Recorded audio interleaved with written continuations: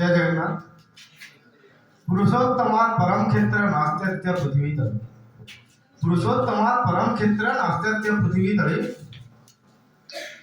आवाहन कालरू एही उत्कଳରେ आध्यात्मिकतार स्रोत एपରି होई चलिଛି।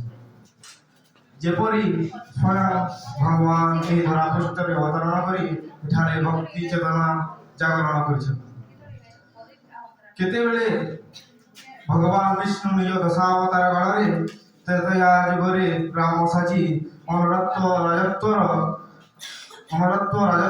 राक्षस को बध करी अन्याय अनाचार को दूर करिसंती। तो केतेबेले श्री कृष्ण अन्याय अनाचार को दूरीभूत करबा ପାଇଁ ଏହି ଧରା ପୃଷ୍ଠରେ ଅବତରିତ ହୋଇଛନ୍ତି। ତେଣୁ ଶ୍ରୀକୃଷ୍ଣ ନିଜେ ମଧ୍ୟ କହିଛନ୍ତି ଯଦା ଯଦା हि ଧର୍ମस्य ଗ୍ଲାନିର୍ଭବତି ଭାରତ अभ्युत्थानम् अधर्मस्य तदात्मानं सृजाम्यहम्। अर्थात जे पर्यंत ही धरा पृष्ठरे अन्याय अनीति दुर्नीतिर परिमाण वृद्धि हो चलिବ ସେହି ସମୟରେ केवल ଏହି ଧରା ପୃଷ୍ଠରେ ଅବତରିତ ହୋଇ ଏହି अन्याय अनीतिर विनाश କରିବି।